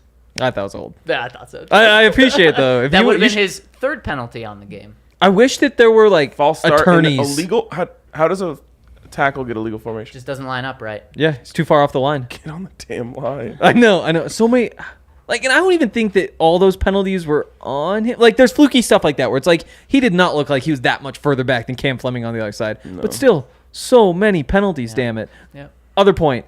Teams should be allowed to have attorneys on the sideline to argue calls, just like what Arcade just did. Like he should have been standing there saying, "No, his arm was across." You thought this game was slow. Now, Do you want it to be? Would you want it to be a coach or like a literal attorney? I think that should be a position on the staff. The Broncos have the best attorney, so Dude, Harvey, come in. they'd be killing. Just get Harvey a jersey. Next one's from John Loaf. See you with the Fontenot at the goal line. Broncos twice at the goal line. I can't believe that. We can't be doing CU comparisons. We're not there yet. We're not there yet. 21 points off the board at the goal line from my teams this weekend. That's tough. That's tough. terrible. But hey, RK on a good note. Dohoy says, wasn't Eric Tomlinson in on the first play? You're damn right he was. Yeah, he was. Pizzas all around. Actually, yeah, we all got pizzas tonight, courtesy of one another. Maybe it was a good night. So does that No, mean you guys are no. just gonna go Yep. Yep. eat pizza together? Pizza. We should do Should that we have Archie this week. document it? We're all just Oh, going to eat a whole absolutely. pizza. Everybody buy each other the pizzas. Yeah, exactly. It'll be a pizza exchange. Schwabi, just with a $5 super chat. I guess that's for pizza, huh? Thanks, Schwab. Wow. Pizza fund. Next one from Mike Trout. What's up? Mike says, we may have lost. We did. We may have lost, but I can tell you the last time we felt like we were in it from the start to the finish. But can you tell me the last time we felt like it from the start to the finish? Those felt like the good games last year. There were some of them. It's not like those didn't exist. It's just that it was either that or you didn't feel like you were in it. This one just felt like real. Like, okay, there's actually legitimate reason to be so hopeful. Yeah, Yes. and there's legitimate consequences to if you lose this. Where last year it was like, oh, this is great. This team may be 500. This one's like, this is a great team playing football. Yep, and just shooting themselves in the foot. Yep. When you don't play any preseason football, that's starting to eat at me more. It's a fair take. I can't even do my thing against it right now. Next one from Anthony Carmona. Manning cast 10 out of 10. Why kick that? You paid your quarterback that much money. Defense and those penalties looked like they were on the preseason in the first half. Pass rush was not great. Yep, I agree. I mean, the pass rush wasn't existent until Bradley Chubb absolutely came alive. And you got the sacks. Your sack numbers maybe a little low. Counts as 3 in there? Or was it just the 2 from Chubb? I don't remember another. Just the 2 from Chubb. So 2, that's low. You want 4. 4 is average. Yeah. But it's the lack of pressure on the other plays that's the real killer. Yeah, it's like the pass rush was non-existent until it was creating game-changing plays. You had slowly collapsing pockets, which just isn't good enough at this point in the NFL. I hated the feeling that I had that something was going to go wrong. Like, that's a residual feeling from the past, and I could not kick it. Like, I wanted to just be like, Russ has us. It's fine. And it wasn't there. I was just like, something's going to go wrong. And then it did. I completely agree. And I think it's just that feeling. And I just kept falling back on, it's Russ. But then the feeling was still there. Yeah. And I think that's these last 5-6 years. That's the thing is, the things that went wrong weren't Russ's fault. Even like the screen to Javonte, that's not Russ's fault. Yep. You know, the decision to kick is not Russ's fault. So it's like Russ had him, Everyone else still had their like loser stench on them. Hit Salbert and Tomlinson in the hands. Wind up with a field goal. God damn it. That's the difference. There's like 6 different plays where you say, oh, that one goes different. There you go, you win. Chris DeLilla, wild, absolutely wild. Should never have attempted the field goal. But after the icing and it goes wide, you pull them and go for it. Why not? I thought about that too. I would love to punish the other coach for calling that timeout and being like, oh, he missed. Russ, go back and get it for us. And then like Russ gets to be the hero. Pete Carroll's the idiot. Man, that would have been fantastic. That's a vibes call. Yeah, it is. And I'm all for going for it with Russ at any opportunity. But man, I certainly thought when Pete iced him and he missed, I thought Brandon's got this. It's going to go in because he had the leg both times. Yeah. So I'm saying he's going to correct it. That second one. And How boy, did it close look was like it? he was making it. I mean, what? That was a foot from the upright? Looked like it, yeah. About a foot, and maybe. It was trajectory was going in. Yep. I thought it was upright all the way. It was one of those where I didn't think there was a moment where I thought it was going in. I think maybe No, like there was 10% of the one- way in. It started drawing early and straightened out for like half a second. It That's what I was did, like, yeah. and then it Okay. started drawing again. That is It's- right. It's kind of like when you like hit the power draw. You're trying to hit it like around the corner, and it's just like, you hit the right shot, but you didn't start it out right enough. Never done that. Mine always go the right way. And the other thing, you notice at the hold, it was just a little bit slanted, and the ball just kind of had this slight angle all the way in the air that felt like it was pushing. Maybe that's what I you think want. that's because you're trying to hit a draw, like Potentially. carries further. Totally. That totally could be true. But I did look at it and say, like, Sam Martin. No, oh, let's start this. Yes. no, An that hour would. and a I'm half pretty in. sure that like when you're trying to kick it extra far, you're trying to get that turning, like catch the whatever. Yeah. Next one's from Jacob Waddell, who has that quote from BMAC, 46-yard line, left hash is my mark. They got it there. I have to make the kick. Yep, well, your mark is now the 50-yard line. Yeah, your mark is clearly Meh. not 60 40 plus yards. Oh, or yeah, 60. yeah. Other yeah, way. there you go. We're not getting more range from that. I was thinking where he kicked it from, not where they Oh, okay. spotted it. This is a good one to end on. Brandon Gilchrist comes and says, breathe. It's week 1. A lot of encouraging things happened tonight. Already a better team than we've watched the last few years. All is well. Flying in from Charlotte for the tailgate and game, boys. Love to hear it. Texans, huge game now. Yes, the Broncos don't lose home openers. This one is... Touch. I'll touch wood. But I'm just saying, like, you're getting a better Broncos team in a better situation, and Against a better team. potentially. I still think so. Did we draft the Texans? I did. I believe I did. If not, one of you did. Okay, so they were drafted. So It was the Seahawks and Jets? Yeah. No, I think someone did take the Jets. Not me. I had Seahawks or not Bears and Jets is my worst. I mean, I don't think the Colts are that bad. I've got No, you. Yeah. the Jets were drafted. Give me some other ones. Lions were drafted. Falcons were drafted. Panthers were drafted. Washington football team was drafted. Browns, Giants. Who sucks? I mean, here, let me just go off my rankings. Oh, I deleted them as I went. Real quick, Alright, someone said forget it. we're charging people. No, we are not charging people. I think the Texans might be off it. The Texans. I think it was Texans and Seahawks were the two teams that didn't get drafted. Boy, we didn't realize that, but that is correct. The Texans were not drafted. Yeah. The Broncos could not Oh, the start. Brown, you 0-2. drafted the Browns at the very end. Yeah, That's yes, right. I did. Yeah. Also, no, we're not. Thanks for the dub. We boys. are not charging people. People are just generously leaving super chats because they love us and we love them. Wow. We actually got 1, 2, 3, 4, 5 Wow, more. Yes. A lot more coming Five in. I more. love it. I mean, as soon as I go home, I have to just be alone and think about this. So I'm down. I have to write about it. Not I'm alone. around. Not alone. Wow. You're gonna go to bed though, and True. I'm gonna be sitting on the couch thinking about this alone. Bud Lightyear says, I live in Washington. This week is going to be rough. Oh, God. Fortunately, Bud Lightyear, it's going to be rough for more than a week. It's going to be all year. This was their Super Bowl, They have nothing and else. they just won it. Broncos win a What? game. They're going to say Seahawks are better. Exactly. What can change it? Nothing. Nothing. Super Bowl. Not even that, because Yeah. they'd still claim it. Yeah. They can claim it, but But they you won't. It won't obviously hurt you. lost. It won't hurt the you. Broncos win the Super Bowl. Yes. You're right. But I mean, it's going to be a while, unfortunately. You're gonna Pretty hear much, it. yeah. There's pretty much. I hope nothing you've you can do. tuned out and you're not listening to how bad this is going to be for so long for Just you. yeah. I But don't we're know. here for you, Bud Lightyear. You know where to go. Next one coming in. Tell them that from- they ruined their chances at Bryce Young. There you go. Yeah. There you go. There's CJ your Stroud. answer. That's Yep. your Well, comeback. they got Geno Smith. They got their savior. Congrats, guys. I gotta say, Geno Smith was 13, fired 13. up for this game. He was. Oh man. He Played was. well, dude. That was his Super Bowl. We are hitting a troll hour, so Yeah, let's get Let's through go. these. Let's Bring in go. the trolls, These especially if the super trolls chats. want to help us boost our spot in the algorithm. Bring them in. Greg S. We needed this win. We need as many wins before the bye as we can get. After the bye, it gets really challenging. Yep. Can't argue with that. I mean, that's just it's fact.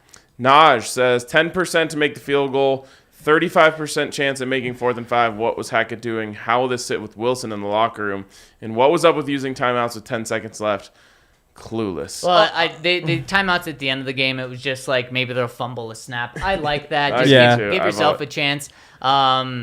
Whatever. And I wonder, Naj, are those actual real analytics? 10% chance of making a field goal and 35% chance at converting 4th and 5? And again, if those are numbers, it's not just 35%.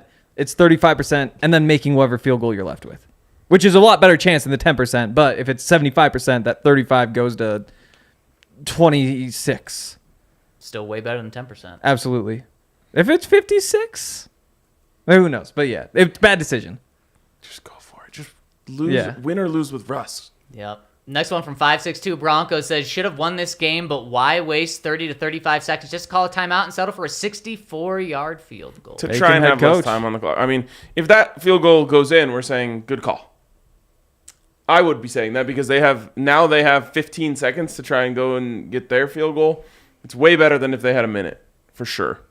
But But it just the problem is kicking the field goal, not the clock management. I don't in my care about the opinion. time unless you're going to go I for do- it. I still have an issue with it. That's fair. But we've hashed it out. Yeah. Yep. Last one coming in from USAC says, not worried at all. We had Russ to get off, and we were in an emotional game. We beat ourselves and have to cover up mistakes and get on track next week. Yep. Penalties can't linger. I'm not worried. I'm just sick. I agree. Yeah, exactly. Like- it's not worry, it's just pain.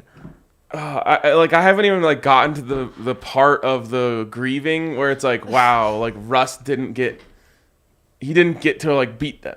I haven't even started thinking about that part yet, where it's like, wow, Russ had to lose to his team. Yep. Yeah. I had two more. One from Paul Third. He says, full Hawks Stadium for the first time in years. Glad we could help him out. Yep, And a it lot wasn't even that loud. of orange. Yep. Yeah. Marvell, keep the super chats coming. I dare you to keep us here all night. Do you think don't Brady or dare Manning you. would have let the coaches call a field goal on that last play? You don't. It's not up to you. I did wonder about that. And it's not up to you. But what is the conversation with Russell and Hackett like? Because I feel like there needs to be one. If you let that just simmer, that's how a crack starts to form. You got to hash it out. And I'm curious I wish I was in that room. Well, here's the thing: if you call the timeout at a minute, you have a chance to talk it over. I don't think this What I'm saying is, you did as they're Oh. standing out there on the field, you're not conversing with Russ about, hey, what do you want to do here? What do you like? What's the call if we do go for it? If you still run the clock, yeah. As you're running, exactly. If you call the timeout after the play, you call Russ over and you talk it out with him. But as you're standing there and the clock's running out, Russ knew. As soon as they called the timeout at 20 seconds, he took his helmet off because he knew what was coming. Is it crazy to say Russ shouldn't be involved in that decision? Because yes, that is crazy. Really? Because you know that the quarterback is always going to push for the ball in his hands. And maybe you have to let him make his case. But, I mean, it was the wrong decision, wrong result. But I do think that that's a head coach decision. And maybe just for political reasons, you listen to the quarterback. But I do think that should be his decision alone. And he needs to be good at making those decisions. If Nathaniel Hackett is letting Russell Wilson call the plays in the final 2 minutes, he's just giving him suggestions, and Russell Wilson should. And Russell Wilson's in there game planning, and Russell Wilson has his own office, and he has this much power. Then yes, that's the dynamic that you have set up. Russell Wilson should be involved in that decision. And what I Yeah. will say to the question specifically about Brady or Manning, they would have been absolutely wanting to stay on the field and making it known to their coach. My question is, would they be doing that on their very first game with a new head coach. That's what I was thinking and too. so that's kind of what just adds in dynamic to this. And Russ doesn't want to fracture this relationship and come out after the game and say, yeah, what the hell was he thinking? Of course I want to go for it. Of course we should have. Can you imagine that start to the Broncos era? He did say I was locked in. Like he sent his message, which was I wanted to go for it. What is it like if I send you this, it means I'm locked in? Yes. Do you think Russell sent Hackett? He sent the Hackett, the lock emoji. He's locked in. In hindsight, I do think you definitely have to talk to him. Yeah. I can't imagine Tom Brady not talking to Bill Belichick. Right. Or whoever the coach is. I would have loved it if Russ looked over and just said, let's go for it. That's the kind of thing that everybody Nathaniel loves. Hackett probably would have liked it too. Yep, 100%. But I think you're right. 3 years from now, if these two are still together, then that's when Russ looks over and says, we're going. Yeah. And I do think think game, he says, I got to trust this guy. He's the coach. And it does. I think it sets the tone having this go this way, where it's like, yeah, now Hackett isn't going with the kicker again. Next 4th and 5, whether it's 64, whether it's 50, whatever, in this situation, you're giving the ball to Russ in this situation. I think that kind of that branch of the tree is just gone. Is there a world where like something similar like this comes up in a playoff game and they go and convert it and we get to look back at this and say, yeah, thank God that happened then, because then Hackett knew the answer to that question. Absolutely. In the Super Bowl 100%. against the Seahawks? That would be incredible. Why don't we hit a couple of final super chats? Yep. We will get to that in just a second. We'll flip the camera battery and finish this out the right way. We're not going to pull Broncos and just let the clock run out. You do make that chair look small. Beast. Thank you. Congrats, Thank you. yeah. Yeah. No, I'm proud. I did an upper body day today. Yeah. Wow. Went to the arm farm? Oh, look at those things. Got some guns. Yeah, those are illegal to have. But man, Big guns. Wouldn't it have been something? Picture this. Nathaniel Hackett calls the timeout with 20 seconds left. He sends McManus out. McManus is running onto the field, and Russ says, get off. Yes. He stays on. It's very clear that Russell Wilson just overrode Nathaniel Hackett. He converts the 4th and 5, gets another first down, gets one more first down, sets up an easy 44-yard field goal for Brandon McManus to nail, and that's what Russ does in his first time back in Seattle. He not only wins the game, but he owns the game. So now are we blaming Russ for not taking control? No. We're not. To be clear, we're not.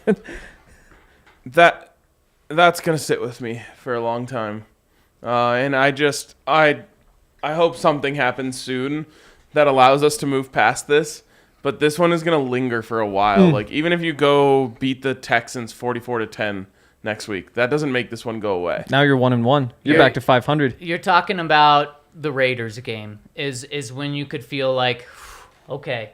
And I mean the Raiders game in terms of you just won the next 3, including the Raiders on the road. Then you're like, okay, 3-1. And if I would have told you guys 3-1 at the beginning of the season after 4 games, you'd probably take it. Yep. God. We'll talk about the big picture. We'll dive into the big picture tomorrow. Davis Mills week. There's more. Oh my gosh, they just keep pouring. Let's go. All night. Bud Lightyear comes in and says, this feels oddly like the Packers game from last year. Ooh. No, I was thinking the previous. There was a Packers game. There was not a Packers game last That year. was- We appreciate the super Where chat, were Bud we? Lightyear. We were Ice House for the Packers game. That That was a couple years That ago. was a 3 couple years That has ago. to be the one though. That was before we had a bar. Pre-COVID? I mean, they That play was every 4 pre-COVID. years. Yeah, that 2019. was pre-COVID. They play every 4 years. Okay. 562 Bronco. Why pay $250 million to take the ball out of his hands? That's the one. That's the worst part. That's gonna kill me. I think I said the fumbles. Nope. This is gonna be worse for me because it's just this is what we wanted, man. This is what we were living for. Get the ball into your franchise superstar quarterback's hands with the game on the line and watch him go make a play for you to win a game. Like we would have been talking on this podcast. If it were, there's no guarantees that they convert that. If they convert that and they go in, we're sitting here talking about and saying, add one win to the Russell Wilson column. You won that game because you had Russell Wilson, and we don't even get to talk about the possibility. Oh man, And how about this? A super chat from Naj saying Pete Carroll after the game was thankful they didn't go with Russ. That says it all. Shake my head, and that's kind of a There's philosophy. no way he said that. I don't know, but that's what he's saying, and that's my philosophy. Is do what your opponent doesn't want you to do. Oh, he was thankful that they kicked the field goal. Yeah, Okay. I was surprised they took Right. Russ out at the end. Then- We weren't thinking field goal there. We were thinking they were going. We were thinking they're going. It gave us a chance to win the game on that play. Hurts Very even more. fortunate. Hurts even more. That's twisting the knife after it's already in. And then we had people thinking that the other person meant Packers Niners, and then someone else said no, he meant Packers for Saints. So I'm not sure. Brutal It season just seems for the like the Packers. Packers. Yeah. Eric aren't says good. on a super chat, he says, "Do we panic if we lose next week?" Yes. Absolutely. 5-alarm panic. Oh, Yeah. Everyone, everything. everything is being questioned Yep. from top to bottom. Yep. 100%. I've said it already, but I think the Texans are better people give them credit for, and I do think you still panic. I mean, We saw just we pushed saw It doesn't this matter. week, to the Yeah. brink. So Yeah. I think everyone's buying what you're saying, Hank. Let's go. Davis Mills hype train. Not this week. Next Marvel week. Garrett says, "Do you think Brady or Manning?" we would have already got flipped? that one. We did. And then Ian B with maybe our last one says, "Perplexing loss feels like a fluke. Still super optimistic based on the positive vibes or the positives we saw tonight. Glad to be back for the season, boys. Let's ride." All right, I'm officially putting the kibosh on any more super chats. Don't leave us anymore. But I want to finish here. Tomorrow, I'm gonna wake up. Sun's gonna rise. Russell Wilson is gonna be the Denver Broncos quarterback. The guy who completed 70% of his passes for 340 yards and 1 touchdown tonight. And there'll be some lessons that were learned in this game that will never or should never come up again. That is what is going to, like I said, eventually get me to sleep tonight, is Russell Wilson is badass. And in the future, the ball will be in his hands when the game is on the line. Mm-hmm. And that is going to take the Broncos a long, long way. So this one sucks. It's going to sting for weeks on end. Oh, yeah. And that really, really sucks. But Russell Wilson's under center. He's calling the plays. Everything's going to be okay. Yep. We saw optimism tonight. It just sucks that it came with a loss. In a weird form, we did. Yep. We did. And so that's going to wrap it up for us tonight. Thank you, everyone. These always help me. I feel much better now. I hope you guys feel better, too. And, of course, we'll be back with you tomorrow and the next day and the next day after that. And super quick, make sure to turn on your alerts, subscribe to our channel, hit us with a thumbs up, because I can guarantee you tomorrow we will not be going live at the normal time. Broncos have a press conference right when we be doing the pod, so make sure that you turn on those alerts to know exactly when we're going live. And I just want to say thanks to the chat for not being so toxic. There were a few people kind of being a bit trolly, but you know what? After these losses, this is a place to go to and talk about football, not be a bad person. So let's just keep that moving forward. Hell yeah. There we go. All right, guys. Thank you so much, and we will see you tomorrow.